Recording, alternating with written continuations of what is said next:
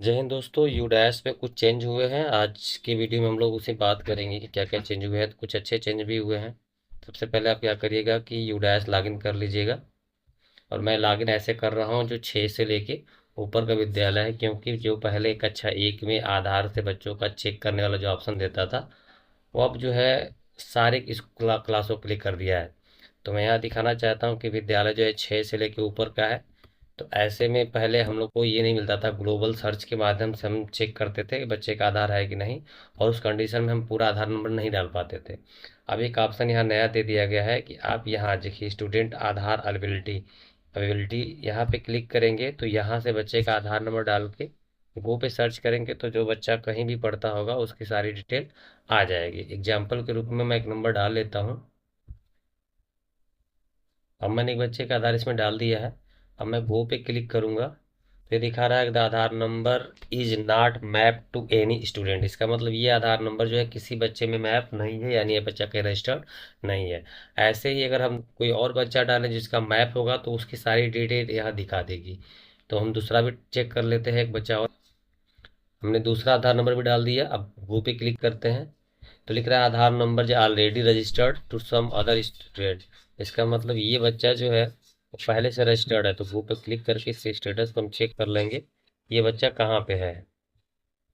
अब यहाँ जो ये बच्चा जो है किसी दूसरे विद्यालय में पढ़ रहा है, तो इस विद्यालय के हिसाब से हम चाहें तो बच्चे के डिटेल को प्राप्त कर सकते हैं, फ़ोन करके हम कर सकते हैं। तो इस प्रकार ये दे दिया है किसी भी कक्षा का विद्यालय है तो आप ये चेक कर सकते हैं कि बच्चा पढ़ रहा है कि नहीं पढ़ रहा, उसका एडमिशन हुआ है कि नहीं हुआ। एक और तरीका बता देता हूँ, ये तो आधार के लिए है। अगर बच्चा बिना आधार के आपके यहाँ आता है और उस कंडीशन में आप सर्च करना चाहते हैं कि बच्चा किसी विद्यालय में पढ़ा है कि नहीं पढ़ा है, तो उस कंडीशन में हमें चेक करना होता है ग्लोबल सर्च। आप ग्लोबल सर्च पे क्लिक करिएगा। ये भी सारी कक्षाओं को लेता है। देखिए यहाँ पेन नंबर से चेक खोजना होता है कि बच्चा कहाँ पढ़ रहा है। अगर आपके पास पेन नंबर नहीं है तो ये है स्टूडेंट के नाम और आधार नंबर से। ये भी आपके पास नहीं है तो यहाँ चले आइए। यहाँ स्टूडेंट का आपको नाम डालना होता है। अगर डेट ऑफ बर्थ मालूम है तो आपको डेट ऑफ बर्थ डालना होगा, नहीं मालूम है इसको बंद कर देना है। पिता का नाम मालूम है, पिता का नाम डालना है, नहीं मालूम है इसको छोड़ देना है। माता का नाम मालूम है, इसको डालना है, नहीं मालूम है छोड़ देना है। हालांकि आपको दो तीन चीज़ें इसमें डालना जरूरी है। तो बच्चा का नाम, माता का नाम, पिता का नाम आपको मालूम ही रहेगा, तो ये सारी चीज़ भर लीजिएगा। और इसके बाद आप सर्च करेंगे तो यहाँ से उसकी स्टेट दिखा देगा। बाय द वे, अगर ये सब नहीं मालूम है तो बच्चे के नाम के साथ साथ आप स्कूल के नाम से भी सर्च कर सकते हैं। यहाँ से आप प्रदेश का चयन करेंगे। जैसे इस क्लिक करेंगे तो यहाँ पे क्लिक करना होगा। यहाँ जिले का नाम आ जाएगा, जिस जिला से आया होगा बच्चा उस जिले का नाम यहाँ सर्च कर लेना है। इसके बाद आपको ब्लॉक सर्च कर लेना है। और इसके बाद स्कूल अगर आपको मालूम है तो स्कूल को सर्च करके करेंगे तो भी बच्चे की डिटेल आपको मिल जाएगी।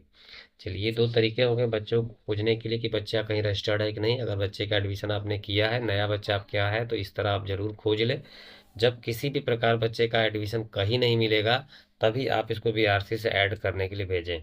अब एक चीज़ और बता दूं आपको कि अब बच्चों के जो माता पिता का नाम आसानी से बदल जाता था, अब उसमें भी थोड़ा सा चेंज कर दिया गया है। अब उस चीज़ों को लॉक कर दिया गया है। तो यहाँ पे हम आएंगे और आपको दिखाएंगे कि यहाँ पे आप जब क्लिक करेंगे तो विद्यालय का भी जीपी भरा नहीं गया है। फिर भी आप देख रहे हैं कि यहाँ सब कुछ लॉक है, फीमेल लॉक है, डेट ऑफ बर्थ लॉक है, सब कुछ लॉक यहाँ आपको दिख रहा है। यहाँ तक आपको पूरी चीज़ जो है लॉक दिखाई देगी। अगर इसमें आपको कुछ चेंज करना है तो अब यहाँ पे एक ऑप्शन दे दिया गया है कि do you change demography detail. यदि इस पर आप क्लिक करेंगे तो बच्चे की डिटेल में आप चेंज नहीं कर सकते, सिर्फ माता पिता के नाम में आप चेंज कर सकते हैं।